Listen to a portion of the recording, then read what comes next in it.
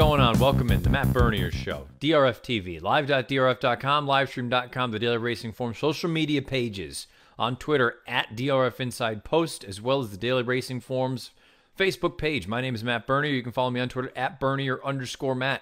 This is the recap edition of the Matt Bernier Show, taking a look back at the racing action from this past weekend. That would be the weekend of March the 10th.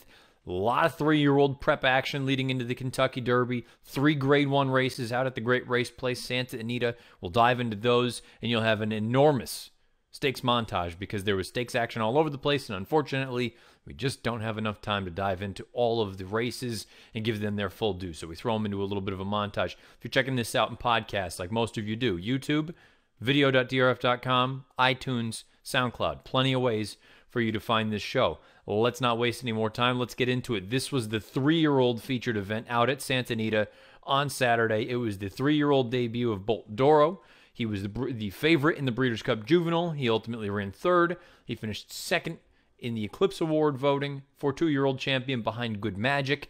You also had McKenzie, who was 3 for 3. He had really done nothing wrong for Bob Baffert. He was put up via disqualification in the Grade 1 Los Alamitos Futurity, and how everything just seems to go full circle. We had a little bit of an incident here in this race as well. Michael Rona, tremendous stretch run. Here it is. Great purpose at the top of the stretch, and Bolt D'Oro moves up alongside of McKenzie, and they're racing tightly. They were brushing in upper stretch. McKenzie fights back underneath Bolt D'Oro. The San Felipe living up to its billing. A 16th left to go. McKenzie on the inside, and Bolt D'Oro in a spine-tingling spectacle at the great race place. Bolt D'Oro, McKenzie, they hit the line. McKenzie Via disqualification, Bolt D'Oro wins the San Felipe, although he finished 2nd behind McKenzie. Bolt D'Oro gets the job done, pays $4.40 on top as the 6-5 second choice. McKenzie runs 2nd as your even money favorite, $2.40 to place. And Kenthaka, he runs 3rd in his first start, going 2 turns for Jerry Hollendorf for $2.60 to show. The $1 exact comes back $3.90, 50-cent try comes back $4.70, and the 10-cent superfecta comes back $4.62. Bolt D'Oro is 4 of 5 lifetime. He has earned $816,000 in career earnings. He is owned by Ruiz Racing LLC, trained by Mick Ruiz, bred by Windstar Farm LLC in the state of Kentucky, the Commonwealth, I should say. Ridden to victory by Javier Castellano. You see the pedigree at the bottom of the page. He is by Medaglia d'Oro out of an AP Indy mare named Globe Trot. This is a very talented horse, is McKenzie. I think there are a lot of things, is Bolt D'Oro. The top 2 are both talented for that matter. What are we talking about here? The interesting thing here is, let's first start and talk about the figures. McKenzie and Bolt D'Oro both earn 101 buyers. From a time form standpoint, McKenzie actually earns the faster number because he finished ahead of Bolt D'Oro. He earns a 124 time form U.S. rating and a 123 time form U.S. rating for Bolt D'Oro. Let's talk about the 2 instances where we had some serious contact. First was at the top of the lane, and then you had the second one down as we got closer into deep stretch. Top of the lane, I blame whomever you want. Blame Javier for coming in. Blame X, Y, and Z. Whatever it is, I don't really care. The point for me anyway, when I see them make contact at the top of the lane, I don't think it cost anyone anything right there. I thought they were just, look, contact happens. Race riding happens. Horses bounce off of one another. You've seen much worse be sort of just completely disregarded. So I don't want to make a big deal out of that contact. The contact deeper in the stretch, sure, McKenzie comes out a little bit and there's some bumping, and he was the one that probably initiated that. But at the same time, I feel like we're just having a complete repeat and a rerun of what we saw in the Los Al Futurity. Now, the difference was there were 3 horses involved that day as opposed to 2, but if they bounced off each other at the top of the lane and they bounced off each other in deep stretch, and I don't think either one of them lost any momentum. Neither rider stopped riding. Mike Smith and Javier, no one stopped. They just kept going on. Why make a change? They waited almost 12 minutes to make a decision. And I don't want to sit here and harp on stewards because I know they have an unenviable job. It is one of those where it's thankless. You're supposed to make the right decision, and when you make a questionable one, all you do is get criticized. But at the same time, I hate to say it like this, but we talk about it in other major sporting events. And I wonder if you've got to start to think of it like this a little bit. In big events, let them play.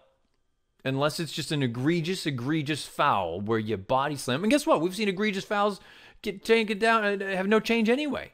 Look at Byron in the Breeders' Cup Classic. And Baffert even said, I'm still paying for Byron. Well, maybe a little bit. Also, probably not a great look from Baffert, considering this entire thing kind of worked in McKenzie's favor in the Los Alamitos Futurity. So I don't really have any sympathy for any of the parties involved for any of this. But at the same time, back to the steward situation. Like, let him play. If it wasn't something that knocked a horse way off course and took him out of his stride and really just altered everything, changed the complexion of the race, then don't make a change. Don't do anything.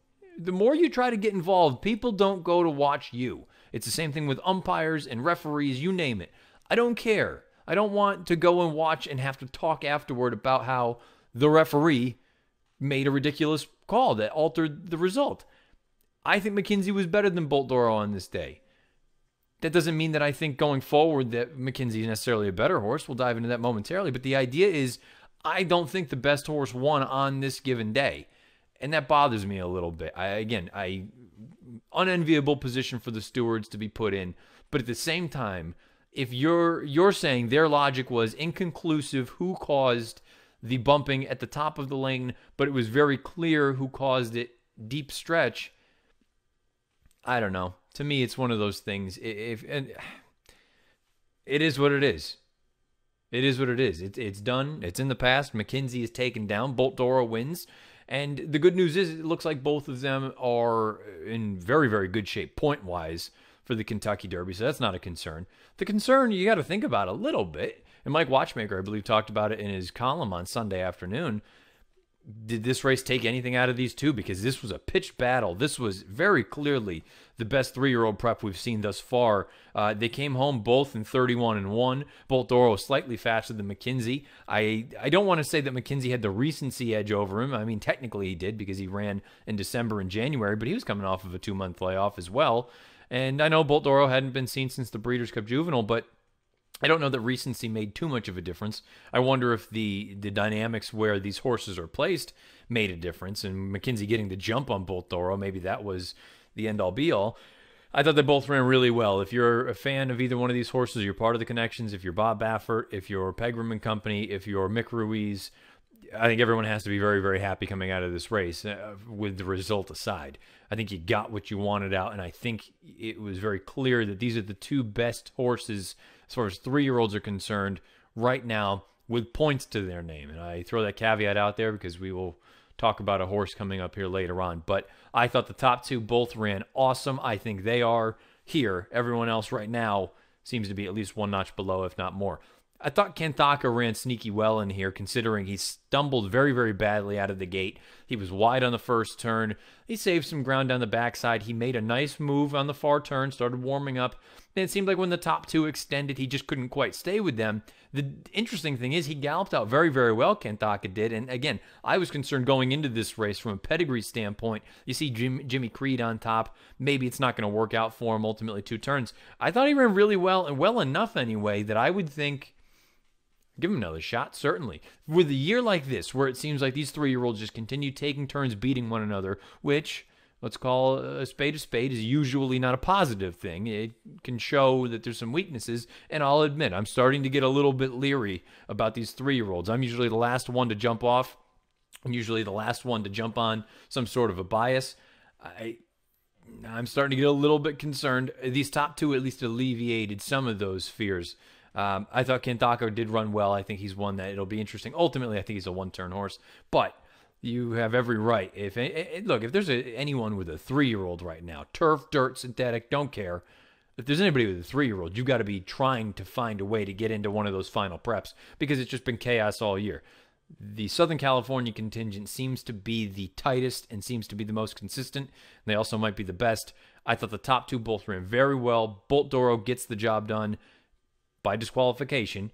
He earns a 101 buyer. McKenzie taken down via disqualification, a 101 buyer as well. Both of them over 123 with Timeform US ratings. They might be the two horses to beat going forward with a big race like the Santa Anita Derby on deck in a few weeks. Let's go to the main event of the entire Tampa Bay Downs meeting. It's the Tampa Bay Derby. 3-year-olds a mile and a 16th on the main track. This was the field. You had 9 3-year-olds signed on. They were all going to need to beat Flame Away. They were all going to need to beat Vino Rosso. Neither of them ultimately went off favored. They both came out of that Sam F. Davis. The favorite with all the late money, bet down to 8-5, was World of Trouble. Stretching out from a nice, impressive win in the Pasco, trying 2 turns for the first time. Guess what? None of them got the job done. Richard Grunder with the call. Swings wide for the drive as they straighten away for home. World of Trouble and Quip on the outside. They're locked in battle. Flame Away racing erratically down to the wire. World of Trouble along the rail and Quip on the outside. They're still heads apart. Quip is now going the better of the two, and Flame Away flying on late, getting up for second. Quip, Florent Geroux, Rodolphe Brissett get the job done in the Tampa Bay Derby. Pay $40.20 on top. The number 5 Flame Away for Mark Casse, $6.80 to place, and the number 8 World of Trouble on that stretch out in distance, $2.80 to show. The $1 exacta comes back $1.51. The 50-cent try comes back $227.60, and the 10-cent superfecta 10, 5, 8, and 3 comes back $125.50. This is an interesting horse right here because I don't know what you want to do with Quip. It kind of came out of nowhere, but he is owned by Windstar Farm LLC, China Horse Club International Limited, and SF Racing LLC, again trained by Rodolphe Brissett. You look at the breeders, Windstar Farm LLC out of Kentucky, ridden to victory by Florent Geroux. In the pedigree, he's by Distorted Humor out of an Indian Charlie mare named Princess Ash. I think this is a nice, talented horse. Again, I sound like a broken record at this point. He's earned $282,000 in career earnings. He's 3 of 4. I don't know where this one came from, simply because his most recent run came as a 2-year-old back in the Kentucky Jockey Club, which I understand a lot of people now are looking at it saying it continues to be a productive race. Productive and good to me are 2 different things. Productive, sure, you can win races with some middling or lesser numbers. For what it's worth, Quip, 94 Beyer, 115 time form US rating. The internal fractions, the half and 3/4, both color-coded blue, favoring horses on or near the early lead. I don't know what to make of the Kentucky Jockey Club. The good news is pretty quick. It's not really going to matter because we continue to have more of these preps that we deal with right now. I think Quip is a nice horse. The way that he ran on Saturday, I like that he's got that beautiful stalking gear. He ran through the wire. He galloped out really strong. I thought all in all, this was a really, really nice effort. Again, it just seems like it was a little bit of, I didn't anticipate this. If this is what he is, sure, he's very interesting. Tactical speed goes a long way. It sounds like everything is positive, that he's moving on in the right direction. They've got a couple options with him, it sounds like, but you've got the Wood Memorial, you've got the Bluegrass, you've got Arkansas Derby. You've got a number of possibilities for this horse. He came home in 30 and 4. I wouldn't have faulted him for getting tired off of that long layoff, but instead I felt like he just kind of continued on and got stronger and stronger. He never really looked like a loser. He was really impressive. Flame Away, I thought he ran very well, all things considered. He got body slammed out of the gate early on by World of Trouble to the outside, and I think that kind of took him a little bit out of his game. He was hung wide on the first turn, going down the backside, and even in the far turn, Jose Lezcano needed to get into him and ask for a lot. The interesting thing was turning for home and coming down the lane, he got a little floaty on him. I don't think it made a difference. He was beaten by a length, but at the same time, I like that he has some tenacity and he wants to keep going on and he wants to run and he wants to beat you. The 92 Beyer, okay, not lighting the world on fire, going to need to improve if you're thinking of a Derby kind of horse. 114 time form US rating, going to need to certainly improve, but I like that he wants to fight you and I like that he wants to go on with it. I still don't know what his game is. Is he a turf horse? Is he a dirt horse? Is he a synthetic horse? I don't know. We'll find out as time goes on, but what he is a nice horse. He's a quality horse. He's in good hands with Mark Casse. I think Flame Away is very talented. I think he was pretty clearly the second best horse on Saturday behind Quip, but again, no knock with this horse. He just shows up and runs his race. World of Trouble, a really nice effort, first time going 2 turns.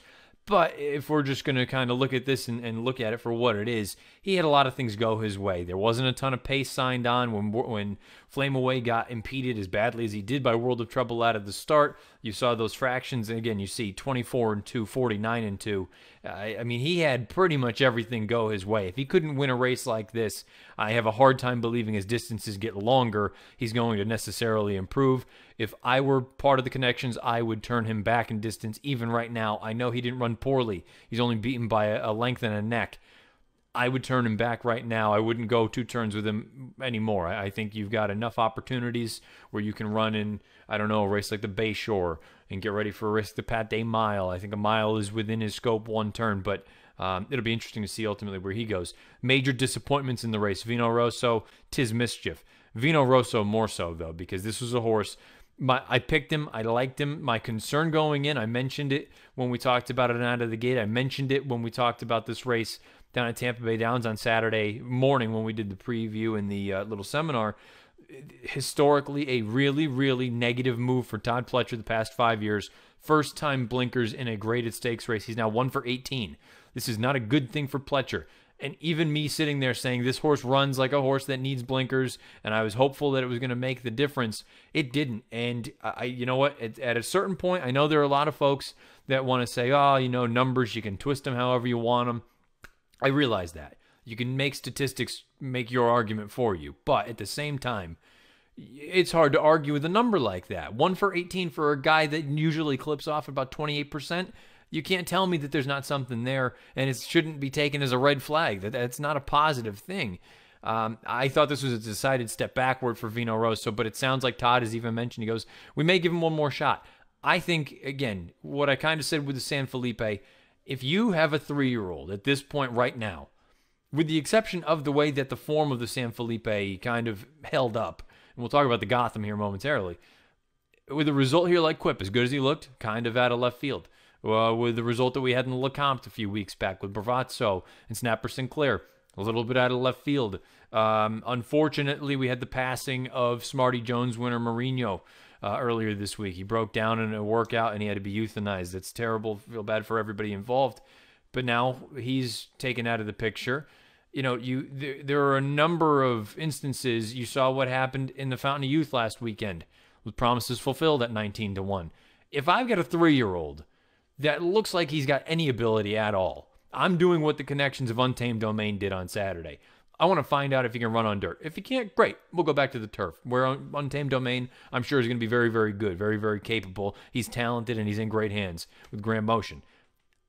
I would be throwing everything, trying to get into any one of these races for points, because it just feels like right now that's just that kind of year where it feels like it's a new face every week. And you know what? If you have a horse or you like a horse that lost early on the trail but is still going on, don't lose the faith, because that's just the way that these races have gone. It's chaos on top of chaos on top of chaos.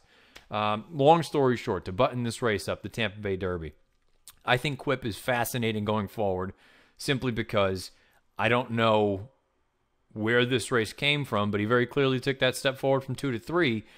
Is the fig accurate? Is it too high? Is it too low? Is it just right? We'll find out in time. I think we'll also find out a lot more in the next start when you get him really cranked up against possibly some other talented runners, whether it's in Kentucky or New York or Arkansas or wherever it may be. I think Quip is interesting. 94 buyer winning the Tampa Bay Derby. The 3-year-old prep at Aqueduct on Saturday was the 1-turn Gotham. It was a mile distance. Here is the field.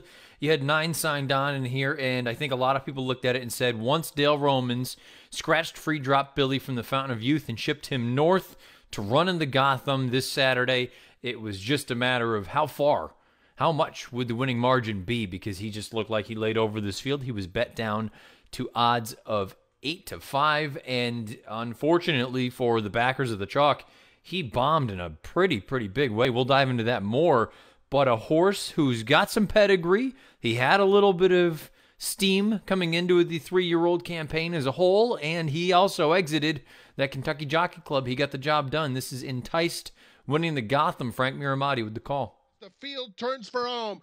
Old Time Revival trying to pull off the upset. Enticed is chasing with determination. Free Drop Billy on the outside, and then Firenze Fire. They're in the final furlong. Enticed lengthening his stride, trying to get to this long shot Old Time Revival, and he collars him at the 16th pole. It will be Enticed, sharp in victory and wrapped up by Junior Alvarado as they stroll home in the Gotham. Old Time Revival. Enticed gets the job done for Godolphin and Kieran McLaughlin. $8.80 on top. Old Time Revival, I thought, ran giant. $28.80. I'm sorry, $25.80 to place.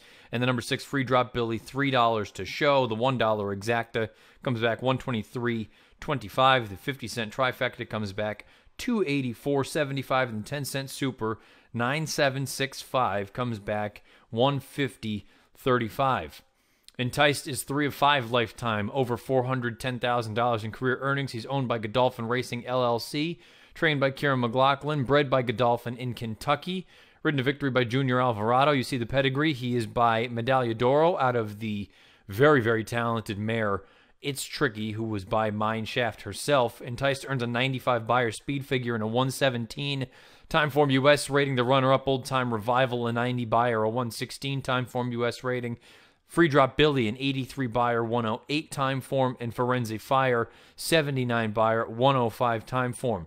This was a race that was a standard, typical dirt race in North America. Fast early, slow late. You look and see where all these horses were positioned. Anybody close to the pace, up the track, with the exception of Old Time Revival, which is why I was so taken by this effort for Ken Decker. I thought this horse ran really, really well. He was out there. You saw the fractions, 23, 46, and 1, 3/4 and 11 and 3. He got a little bit tired at the end, and really, I say that, he finished the same way that Free Drop Billy did. The only difference was Enticed was the one that actually finished with, I don't even want to call it a lot of energy. He was geared down late, so it looked even better, but he only came home in 26 going a mile. So it's not as though we had anybody really cruising at the end of this race. I thought Enticed, who, all things considered, he was wide throughout. I think Alvarado rode him like you ride the best horse. Make sure that there's no issues. And I know he broke from the outside, but keep him out there. Don't let any sort of nonsense happen. Keep him out there so he can go out there and make a run. He did so and really just steamrolled the field. For Old Time Revival, I thought this was arguably the best performance of the entire race, considering he did all the dirty work early on, and he stayed on. This was his first real acid test against, air quotes, quality company, shipping up out of Maryland. He ran really, really well. Free Drop Billy, disaster. I don't know what you want to do with this race here, because I don't think a one-turn mile is what he wants. So it was interesting and odd a little bit that he was going to come here anyway. But then when you see how Promises Fulfilled ran, you go, well, maybe Dale knew something was going on here. I don't know, man. This was a decided step backward for this horse as well, similar to Vino Rosso in that run down at Tampa. I don't know what you want to do with him going forward. There's something here. There's some talent, but boy, this is, you don't want to have a hiccup. But as I'm going to echo what I said with those first two races that we went over, scenario where, okay, you have a hiccup, get it out of the way now because you've still got time. You can come back in a race like the Bluegrass. You know that Free Drop Billy loves Keeneland, and you got plenty of time to get ready for the first Saturday in May. So just because of a dull effort, don't go through and just draw a line through them. They've got, at least have some time. If you're going to stub your toe, you don't want to stub your toe, but if you're going to do it, now is the time to do it, where you still have a little bit of time to recover. Firenze Fire, disappointing effort from this horse as well. I would like to think that at some point he's going to be able to get it back here. This was off of a little bit of a laugh. We hadn't seen him since the beginning of February.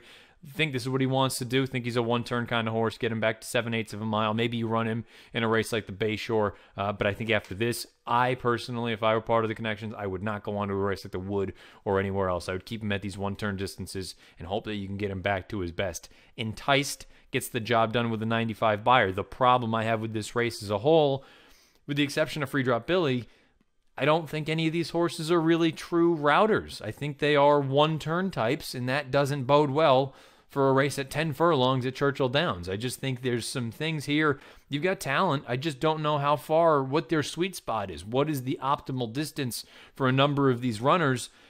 And it just kind of added to the, let's say, not unsatisfying feeling that I've had in recent results from these 3-year-old preps, but I'm unsure. I don't know what to make of some of these runners because you look great one time and then you're, Free Drop Billy looked like he probably should have. He ran a winning race in the Holy Bull, and then he comes back and runs poorly here.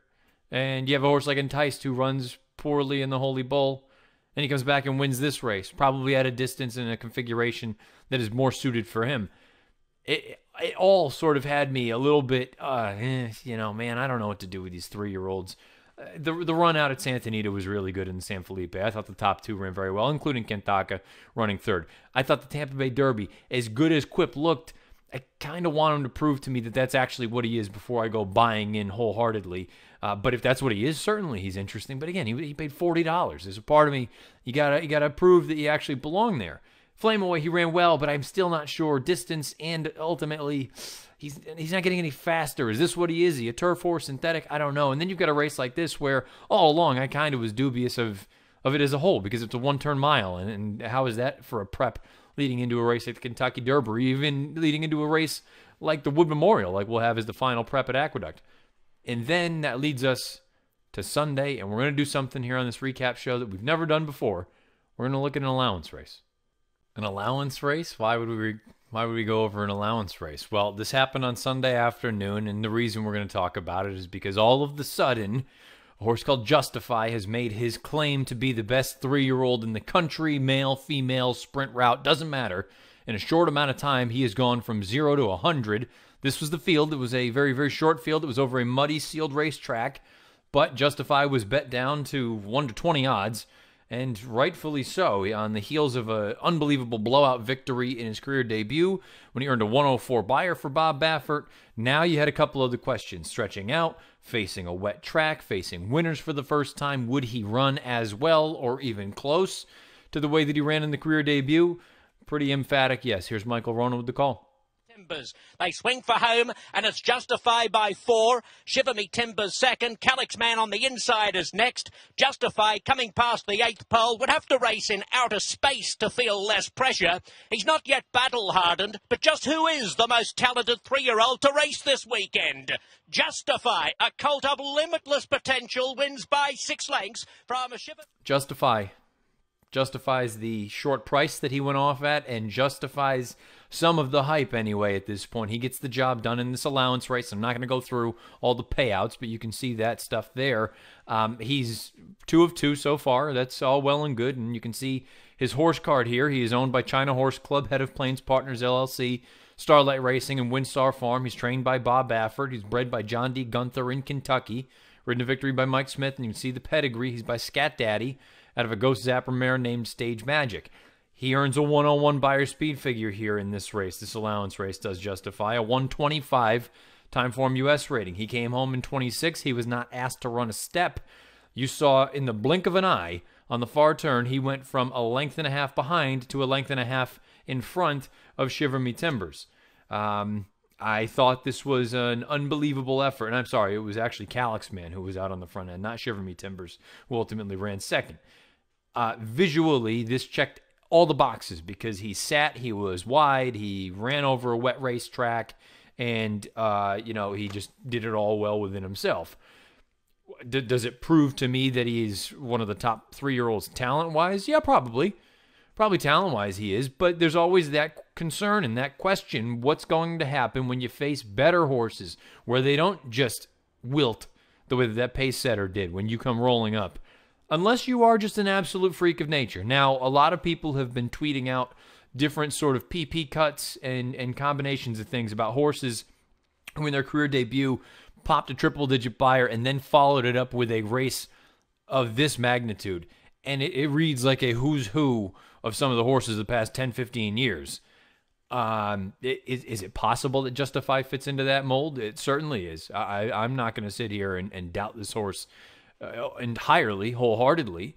I'm going to sit here and just say, before I would be taking him, I believe he closed in the Twin Spires Churchill Downs Kentucky Derby Future Pool as the individual betting favorite over Bolt Doro, over McKinsey, over the 2-year-old champion Good Magic, over everyone else that has run.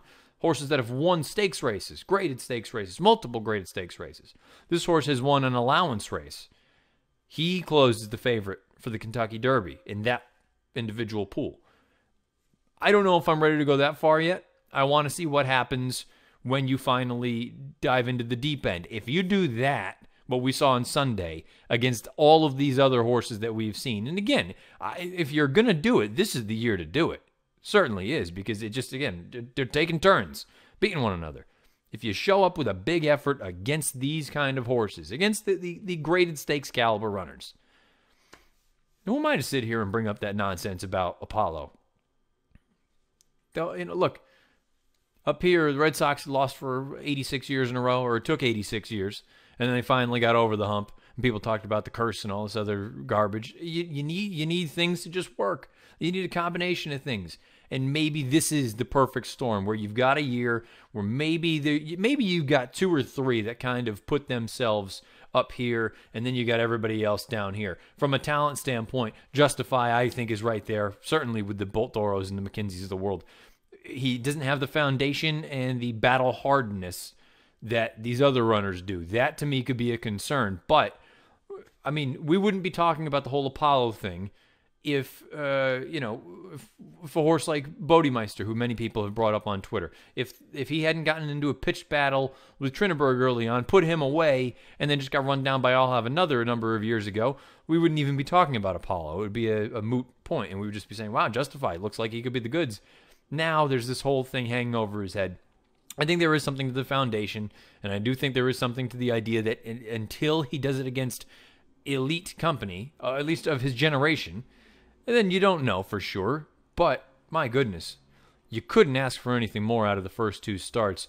Multiple triple-digit Beyer speed figures, enormous Timeform US ratings, and visually he checks all of the boxes. And I think importantly, he's shown that he can run on a wet track, which the folks in Southern California, sure, you had some rain over this past week, but a lot of the top contenders, they've yet to find out if they can run on a wet track. This horse, that's not a problem, and we've seen in recent years, we've had a number of derbies that have been run on sloppy tracks. So the sky looks like it's the limit. Who knows what we're going to get from Justify. It's going to be a graded stakes race coming up in his next start. The question is, which one is it? Is he going to go to Arkansas? Is he going to stay at Santa Anita? Is he going to go to New York? Is he going to go to Kentucky? They've got plenty of options, but no question about it. Justify looks like he is the goods as far as talent is concerned. We'll find out if he can handle the hiking class and having all this happen in just such a short amount of time. 101 Beyer speed figure for Justify winning the allowance on Sunday.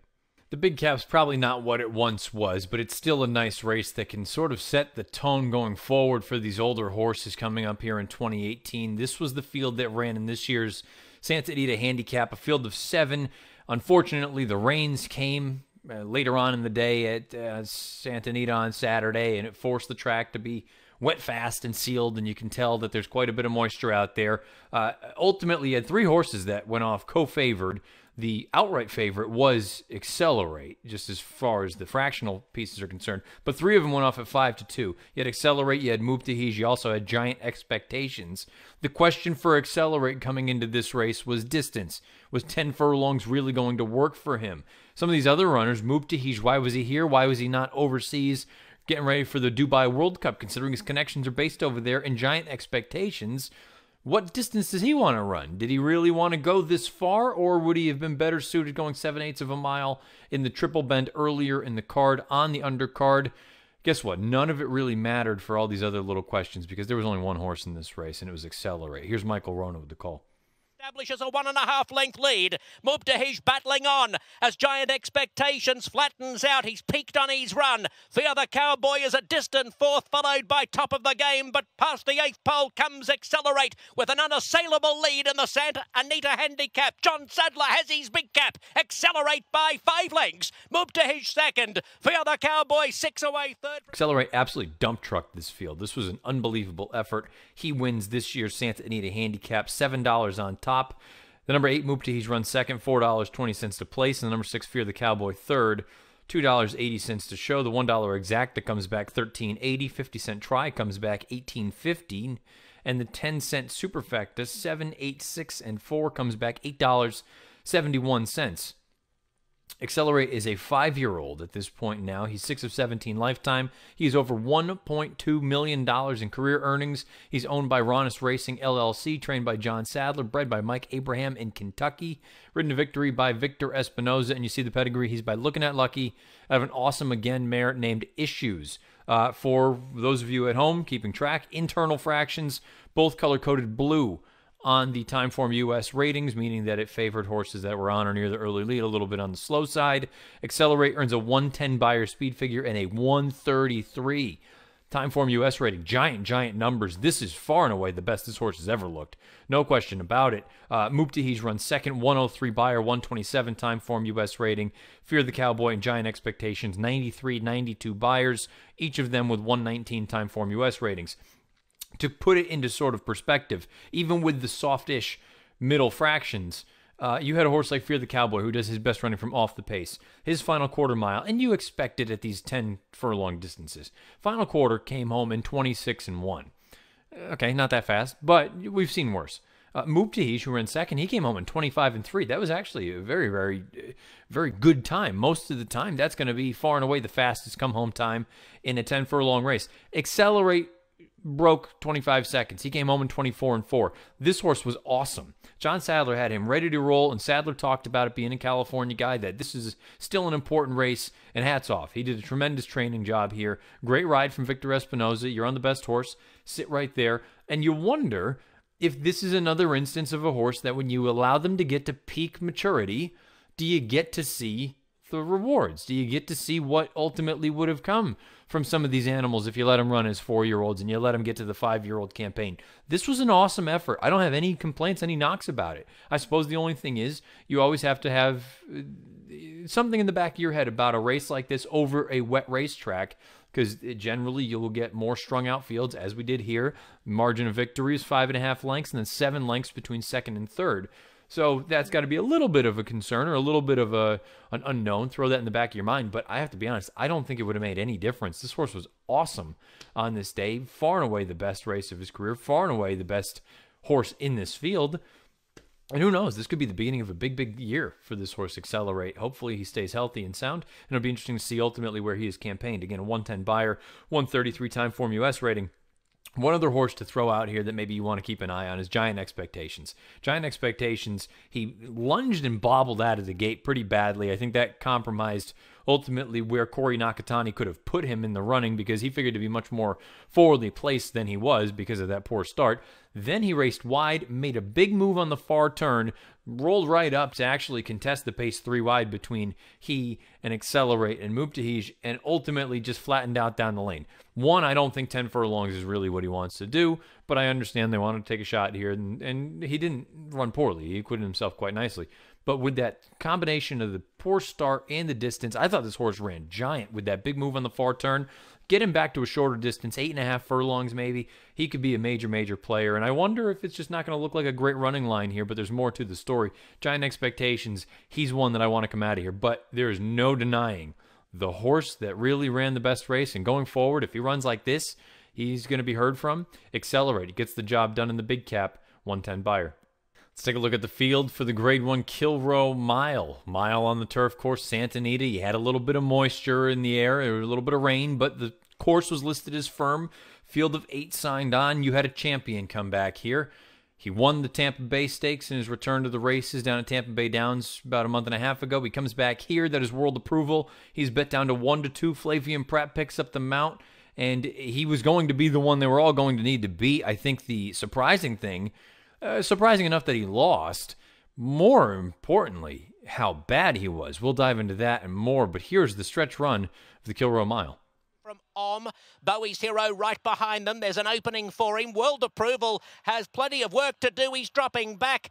It's Bowie's Hero. Here comes Next Shares and Channel Maker with clear sailing this afternoon as right down the outskirts. It's Bowie's Hero, Next Shares and Channel Maker. Bowie's Hero. Bowie's Hero wins a neck to Next Shares. Channel Maker. Bowie's Hero, perfect ride from Corey Nakatani. Perfect trip, saving ground. Splits horses, gets the job done. Pays $18.60 on top. Next Shares, a nice run from off the pace. He comes $15.20 to place. And the 8 Channel Maker.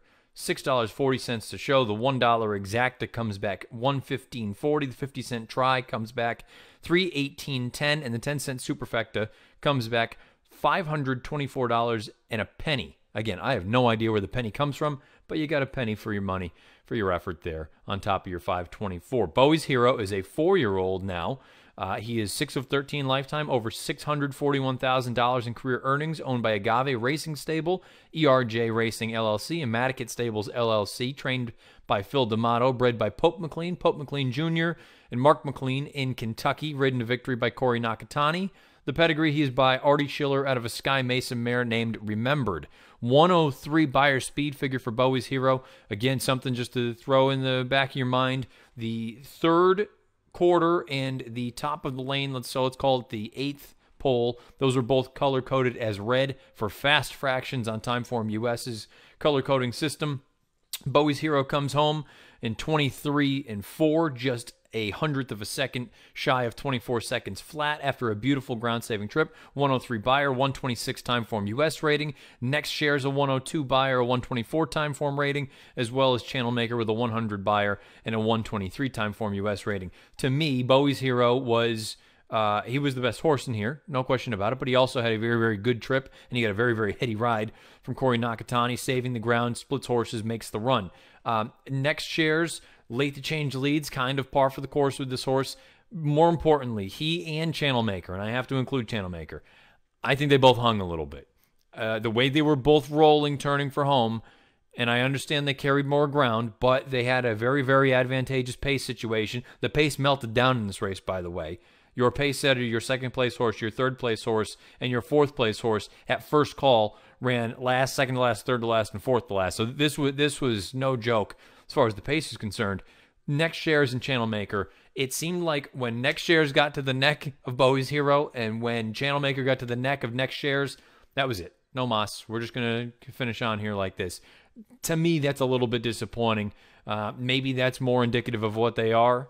Maybe they don't want to get the job done, or maybe I'm being a little bit harsh right now. I thought they both ran well, but I think with the way that they're moving, they're supposed to go on and get the job done. Now, I also said the same thing about Bowie's Hero with Ohm in that most recent start, and I was wrong there. So, could be a different story, but I thought the top three all ran well. Syntax off of a long layoff, I don't think the connections can be disappointed with that.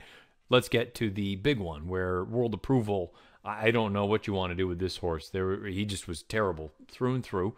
You're going to have to just make sure that everything is okay with him. I have faith in Mark Cassian calling the right shots here and deciding what the next move is. I would imagine if he comes out of this sound and good, you go on to the race at Keeneland, you go to the Grade 1 down there, and hope that he can sort of right the ship, because it's one thing to be flat. It's another thing to not look comfortable at any point in the run, and then when you try to get something going, he's completely empty. I mean, the tank, it was almost as if there was no gas in the tank to begin with. Very, very disappointing effort there from World Approval. You know he's better than that. He's a champion.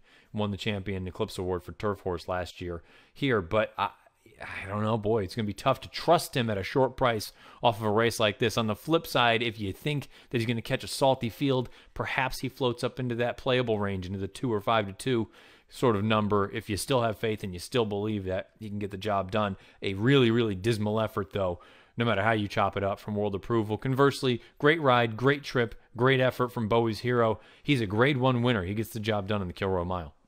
The first of the Grade 1s on Saturday at Santa Anita was the Grade 1 Triple Bend, 7/8 of a mile on the main track. It was a short field. We're going to take a look at that right now. Only 5 decided to go, and your even money favorite was City of Light. He was a 3-year-old last year. He is now a 4-year-old. He won the Malibu to wrap things up on opening day out at Santa Anita very impressively. Got a big, big Beyer speed figure. He looked like, from simply the idea that he's lightly raced and he continues to take steps forward, he looked like he was the horse to beat. And if he took another step forward, then maybe we're starting to think that we've got a major, major talent here. But first thing was first. You had to get through this shot, and guess what? Passed with flying colors. Michael Ronan with the call. Derby being tackled by City of Light with 3/16 of a mile to go. Bobby Abu Dhabi holding on tenaciously. City of Light almost level but having to work overtime. It's Bobby Abu Dhabi on the inside and City of Light. City of Light moving into the lead close to home. City of Light captures the Malibu triple bend double on a red letter day for Drayden Van. City of Light, 106 buyer when he wins. The grade 1 triple bend pays $4 on top. Bobby Abu Dhabi, I thought a very impressive effort, runs second, $5.60 to place. And the number 1 Edwards going left, $2.20 to show. The $1 exacta comes back $13.10. And the 50-cent trifecta 541 comes back $14.05. City of Light is 3 of 6 lifetime. He's never been out of the exacta in 6 lifetime starts. $490,000 in career earnings. He is owned by Mr. and Mrs. William K. Warren Jr., trained by Michael McCarthy, bred by Anne Marie Farm in Kentucky, ridden to victory by Drayden Van Dyke. Drayden Van Dyke, round of applause. This was his 4th consecutive win on Saturday. He wrapped up the first 4 races, all of them right in a row, 1 through 4. Well done to him. This horse is by Quality Road out of a Dehair mare named Paris Notion. Again, 106 buyer for City of Light, 123 time Form US rating, came home in 12 and 4. Bobby Abu Dhabi, 103 buyer, 124 time Form US rating. So we actually earned a higher, faster number on time form scale because of the pace scenario, and they factor all that kind of thing into consideration. So a giant effort from the top 2. Everyone else behind there, Edwards going left, a little bit of a flat effort from him. Captain Scotty got the first acid test, did not pass the test whatsoever. Terrible effort from him. But, I mean, what else is there to say about City of Light? This is a really, really talented racehorse. Michael McCarthy's done a really good job with him. I'm going to be curious to find out if they ultimately try to stretch him out to 2 turns. If it doesn't work, that's fine, but I think you could be looking at a Met Mile kind of horse, because the way he finished, the way he galloped out, he now has tactical speed, where he relaxed reasonably enough. Drayden Van Dyke had 2 fistfuls of dynamite down the backside. The horse was trying to go. It was a little bit warm. You saw that up on his shoulders, but I thought this was a tremendous effort. He's really talented. He's done nothing wrong. Again, 6 of 6 lifetime in the exacta, 3 of 6 overall. I think the sky is the limit for him as well. With that tactical gear now, you can't teach California speed. If he can get that extra 1/8 of a mile, I think, who knows what you could be doing with him. You could be looking at a race like the Churchill Downs Stakes on the undercard of the Kentucky Derby. You could be looking at the Met Mile here early in June. You could be looking at a number of races, possibly thinking down the road to races like the Pat O'Brien out at Del Mar, or if you wanted to ship to Saratoga, you've got those big races up there as well. So a number of opportunities and places for this horse to go if all stays sound and healthy. A great day from Drayden Van Dyke, a great training effort from Michael McCarthy, and a great effort from City of Light, 106 buyer, winning the first grade 1 of the day at Santa Anita on Saturday. That was the triple bend.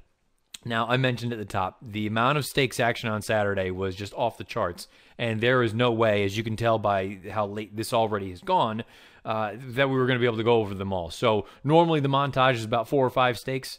Well, this one is going to be, I don't even know how many, but it's got to be at least 10. So without further ado, let's just throw it right into that. These are a number of stakes races. The stretch runs from all over the country on Saturday afternoon. And Lopperoo swing to the center of the racetrack. They straighten away and cut to the wire. Proctor's Ledge trying to pull the upset.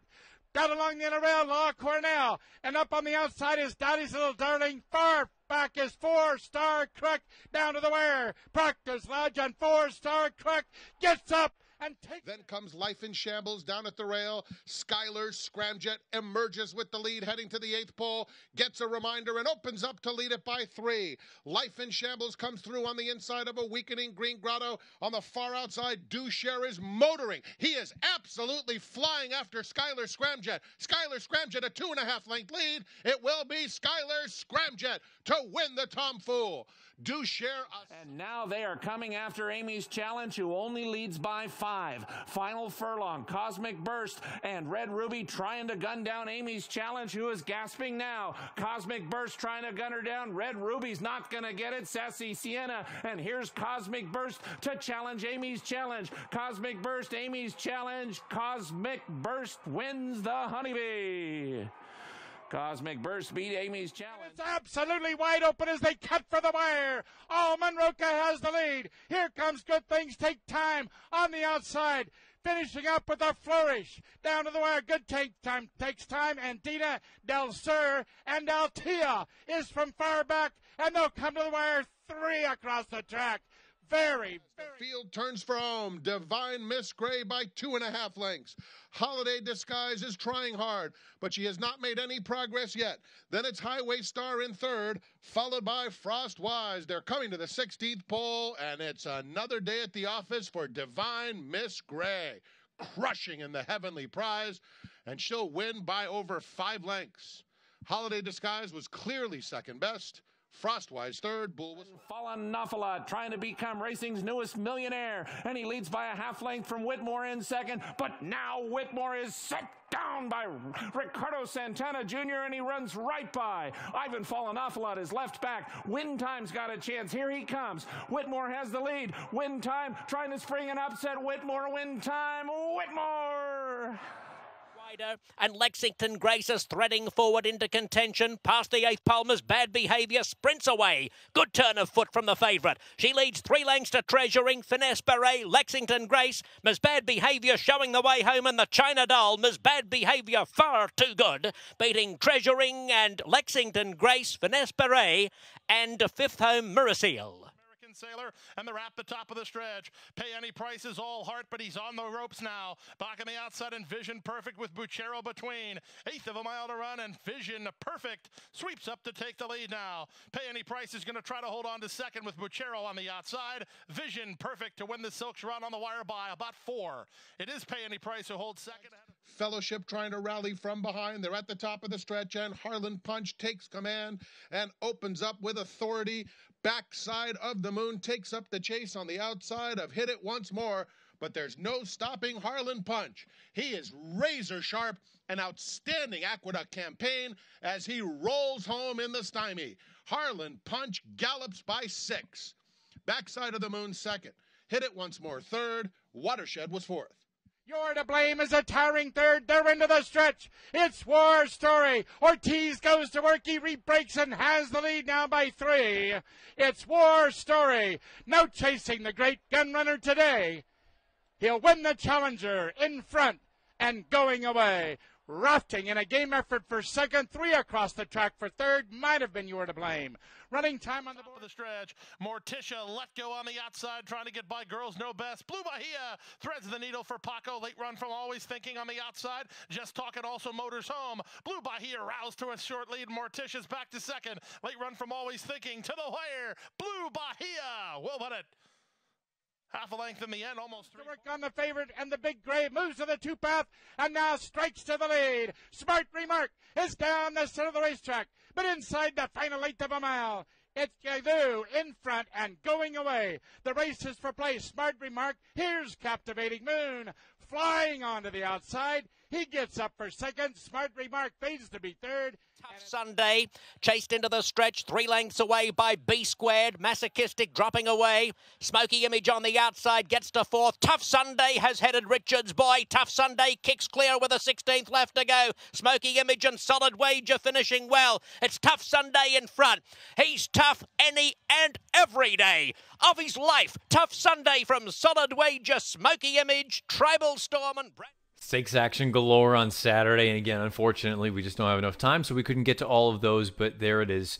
Nice little stakes montage all over the country, coast to coast, more than 10 races, and their stretch runs there. As we always do here on the Matt Bernier Show, the recap edition, we're going to dive back and take a look at the weekend's best performances from a Beyer speed figure standpoint. Age, sex, distance, surface, doesn't matter.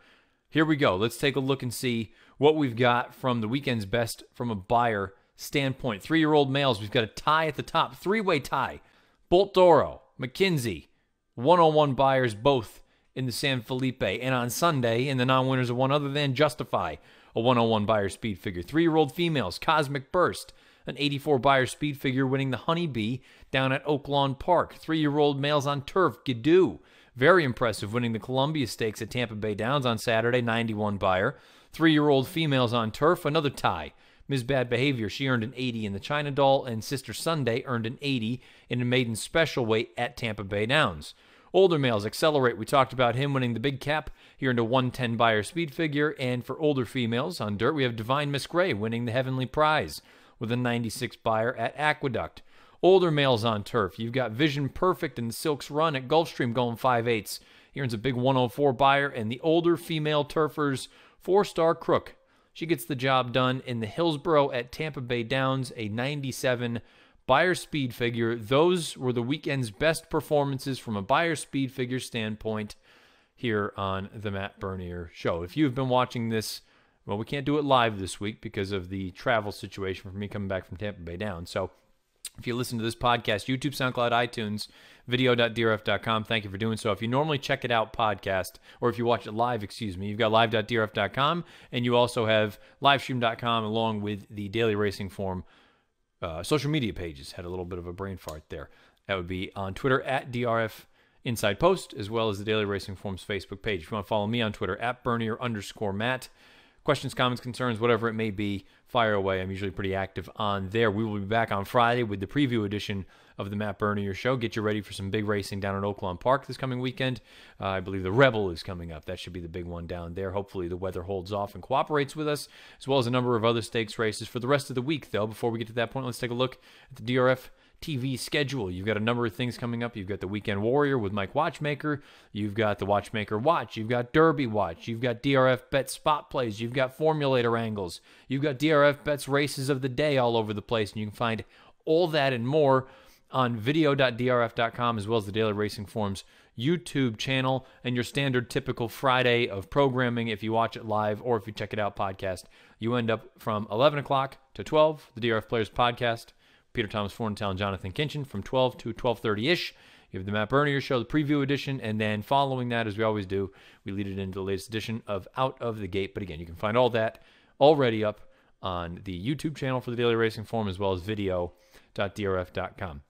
Thanks for sticking around. It's been a long recap edition, but there's a lot of stuff to get to, and we're only going to keep ramping up as we get closer and closer to the first Saturday of May, and these 3-year-olds continue to iron themselves out. We've got some talented ones. We'll find out ultimately who can rise to the top and get the job done. Until next week's recap edition, good luck for the rest of the week.